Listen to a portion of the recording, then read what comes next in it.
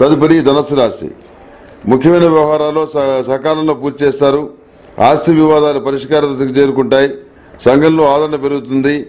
ఆకస్మిక ధన వస్తు లాభాలు పొందుతారు. వాహనం స్థలాల కొనుగోలు యత్నాలు ఫలిస్తాయి.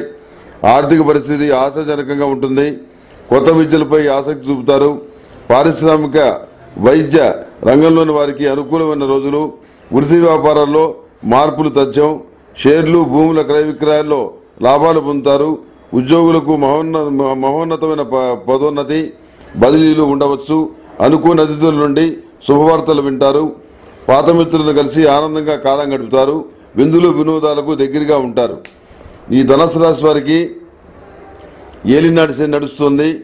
ధనుసు రాశి వారికి, వృశ్చిక రాశి వారికి, తులారాశి వారికి ఈ 3 రాశుల వాళ్ళు ఉన్నాను 8 శనివారాలు శనికి తైలాభిషేకం చేయించాలి. అదేవిధంగా అఘోర పాశుపత హోమం తప్పనిసరిగా చేయించాలి. ఈ విషయం అవసరం కనుక సూచించడం జరిగింది. ఈ ధనుసు రాశి వారికి బిస్కెట్ కలర్ బాగుంటుంది. అదేవిధంగా ఏదైనా పని మీద వెళ్ళేటప్పుడు గురువారం నాడు వెళ్తే చాలా మంచిది. అదృష్ట సంఖ్య 4.